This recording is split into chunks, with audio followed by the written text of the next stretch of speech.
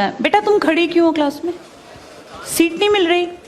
आगे आ जाओ, third line में आ जाओ, थर्ड लाइन में बैठा लो बेटा इसको। फिर तेरी बहन को जब कोई कहेगा यहाँ आके बैठ जा, फिर अच्छा लगेगा? थोड़ा लिमिट में रहना चाहिए ना।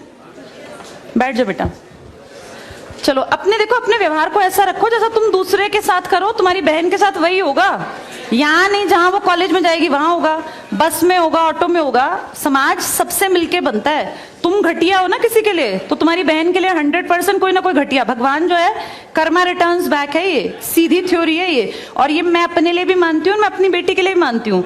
मैं जैसा कर रही हूँ ऐसा ही मेरे साथ होगा, या मेरे घर वालों के साथ। तुम जैसा कर रहे हो ऐसा तुम्हारे भाई बहनों के साथ होगा ही होगा। हम किसी भी बेटी के साथ गलत करेंगे ना, तो अपने आप को इसके लिए तैयार रखना कि मेरी बहन भी पढ़ने निकलेगी। आज छोटी है तो कल निकलेगी। चाचा की बेटी, मामा की बेटी, ऐसा नहीं कोई घर में रिश्ते ही ना हो, माँ भी तो होगी। जैसा तुम कर रहे हो ऐसा तुम्हारी माँ के साथ जरूर घटित हुआ होगा। अब तुम कर रहे हो, बड़े अच्छे कई एड्स हैं, उसमें एक जवान लड़का ना सीटी बजा रहा होता है, तो उसकी माँ, देखा तुम लोगों ने वो, उसकी माँ कहती है बेटा ये मत कर। तुम्हारी उम्र का था वो लड़का, उसकी माँ लगा लो मेरी एज की मुझसे 2-4 साल बड़ी होगी, क्योंकि जो बच्चे 20 के हैं उनके माँ 40-45, उनकी माँ 45 साल तक की होती हैं। तो लगातार सीटियां बजा रहा है, उसकी माँ उसको कहती है बेटा मत कर, वो इरिटेट हो जाती है। तो वो फील करता है कि मेरी माँ ऐसा क्यों, मतलब क्यों चिढ़ रही है सीटी बजाने से, घर में बैठ के बजा रहा था सीटी। तो उसकी माँ को याद आता है कि जब मैं रोज बस स्टॉप पे जाती हूँ, 45 साल की अधेड़ उम्र की एक औरत, एक घटिया लड़का, मतलब ऐसे नहीं होते बिल्कुल ही घटिया जिनकी परवरिश हो, वो रोज उसको परेशान करता है, उस 45 साल की औरत को। तो उसको फिर फील होता है कि ये मेरा बेटा जो हरकत कर रहा है ये उस लड़के से मेल खाती है। बहुत अच्छा ऐड है, उसका एसेंस बहुत अच्छा निकल के आता है कि एक्सप्लॉयटेशन सिर्फ जवान लड़कियों का नहीं होता।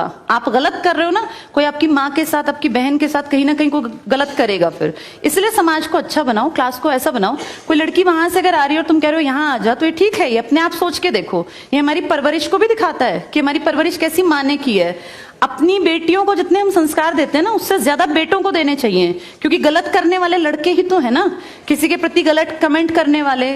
ये ठीक नहीं होता।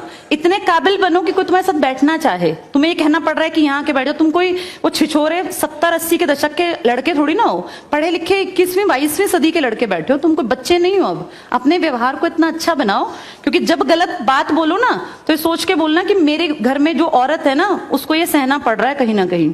तुम ही लोगों ने समाज बना रखा है, इसको घटिया बना लो चाहे अच्छा बनाओगे तो पूरा समाज अच्छा बन जाएगा। घटिया बनाओगे तो तुम्हारी माँ को भी 100% सुनना पड़ता होगा, क्योंकि ये कर्म है, ये किसी को नहीं छोड़ते। तुम सबको 4 दीवारी में नहीं रख पाओगे, तुम्हारी माँ को भी कहीं ना कहीं बाहर निकलना पड़ता है, चाहे वो मार्केट सब्जी लेने जाती हो, गाँव में रहते हो तो गली में तो निकलती है ना, उसको भी सुनना पड़ता होगा, क्योंकि समाज बनाने वाले तुम ही लोग हो। तो ये ध्यान रखो सबको कि भाई किसी को हमारे किसी भी कमेंट से बुरा ना लगे, और इनको अलग मत समझो, जैसी तुम्हारी बहनें ऐसी ही ये हैं। पसंद आना कोई अलग बात होती है, पर व्यवहार अच्छा रखना चाहिए। तुम्हारी परवरिश अच्छी माने की है, कम से कम ये दिखा के चलना।